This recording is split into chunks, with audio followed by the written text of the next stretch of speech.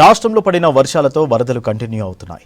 కామారెడ్డి, మెదక్ జిల్లాల్లో వరద ప్రభావం తీవ్రంగా ఉంది. వేల ఎకరాల్లో ఇసుక మేట వేసింది. ప్రస్తుతం వరదలు తగ్గడంతో కొట్టుకుపోయిన రోడ్లు, హైవేలకు మరమ్మతులు చేస్తున్నారు అధికారులు. కరెంటు సరఫరా పునరుద్ధరిస్తున్నారు. అటు గోదావరి ఉగ్రరూపంతో పరివాహక ప్రాంతాల ప్రజలను అప్రమత్తం చేశారు అధికారులు.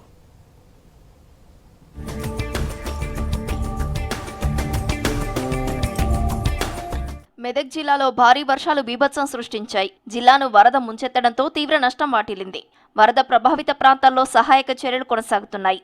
ఆర్మీ, ఎన్డీఆర్ఎఫ్, ఎస్డీఆర్ఎఫ్ అధికారులు సహాయక చర్యలు చేస్తున్నారు. నీళ్లలో చిక్కుకున్న వారిని సురక్షిత ప్రాంతాలకు తరలిస్తున్నారు. వరద తగ్గిన ప్రాంతాల్లో రాకపోకల పునరుద్ధరణ, మౌలిక సదుపాయాలు కల్పిస్తున్నారు. హవేలీ, గన్పూర్ మండలంలో భారీ వర్షాలతో 2 రోజులుగా జలదిగ్బంధంలో ఉన్న దూప్ సింగ్ తండాకు రాకపోకలు ప్రారంభించారు.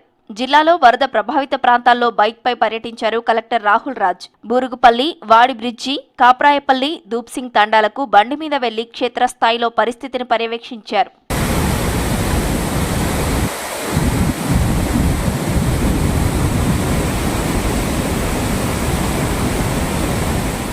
ఉమ్మడి నిజామాబాద్ జిల్లాలోనూ వరద ప్రభావిత ప్రాంతాల్లో సహాయక చర్యలు కొనసాగుతున్నాయి. కామారెడ్డి జిల్లాలో రైల్వే లైన్ పునరుద్ధరణ పూర్తయింది. 36 గంటల పాటు శ్రమించి రైల్వే పట్టాలకు మరమ్మతులు చేశారు అధికారులు. దీంతో రైళ్ల రాకపోకలు యథావిధిగా కొనసాగుతున్నాయి. అటు ఎడతెరిపి లేని వానలకు నిజామాబాద్ జిల్లాలో మంజీరా నది ఉధృతంగా ప్రవహిస్తోంది. భారీ వరదతో సాలూర మండలం మందర్న, హున్సా, కాజాపూర్ గ్రామాలకు రాకపోకలు నిలిచిపోయాయి. ముంపు వాసులను పునరావాస కేంద్రాలకు తరలించారు. వరద ఎఫెక్ట్తో పంటలకు తీవ్ర నష్టం జరిగింది. వరి, సోయాతో పాటు డ్రాగన్ ఫ్రూట్స్ తోటలను వరద ముంచెత్తింది.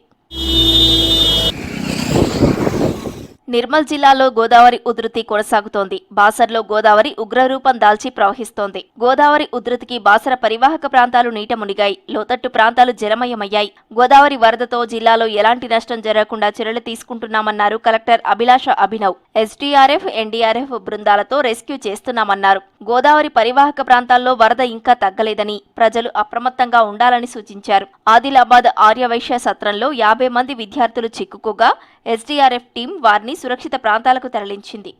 పబ్లిక్ అలర్ట్ ఉండాలి. మన గవర్నమెంట్ ఇచ్చిన అడ్వైజరీ ఫాలో చేయాలి. మన ఇప్పుడు కొన్ని చోట ఆల్రెడీ రెయిన్స్ తగ్గినాయి కాబట్టి మన టీమ్స్ లో లయింగ్ ఏరియాస్లో సర్వే స్టార్ట్ చేయడం జరుగుతుంది. ఆ సర్వేలో ఎవరైనా ఇంటిలో వాటర్ వచ్చింది అవన్నీ పేరుతో పాటు వాళ్ళు నమోదు చేసి ఫోటో అవన్నీ కూడా స్టార్ట్ చేస్తున్నారు. ఎందుకంటే ఎక్కడ ఏం డ్యామేజ్ అయింది, మన అగ్రికల్చరల్ క్రాప్స్లో కూడా డ్యామేజ్ అయింది కాబట్టి మన గవర్నమెంట్ ఇన్స్ట్రక్షన్స్ ప్రకారం మన అగ్రికల్చర్ ఆఫీసర్స్ కూడా ఇప్పుడు ఫీల్డ్లో పోతున్నారు. డ్యామేజ్ అవన్నీ అసెస్మెంట్ స్టార్ట్ అయింది. సో ప్రజకి ఒకటే కోరిక, పబ్లిక్ అడ్వైజరీ అన్నీ ఫాలో చేసేసేయండి. మన ఎవ్రీ అవర్లీ అడ్వైజరీ ఇవ్వడం జరిగింది. భద్రాచలం దగ్గర కూడా గోదావరి ఉధృతంగా ప్రవహిస్తోంది. గోదావరి నీటిమట్టం 43 అడుగులకు చేరింది. భద్రాద్రి ఆలయంలోని స్నాన ఘాట్లను వరద ముంచెత్తింది. ఎగువ నుంచి ఫ్లడ్ మరింత వచ్చే అవకాశం ఉన్నట్లు అంచనా వేస్తున్నారు. దీంతో మొదటి ప్రమాద హెచ్చరిక జారీ చేశారు. భద్రాచలంలోని లోతట్టు ప్రాంత ప్రజలను అలర్ట్ చేశారు.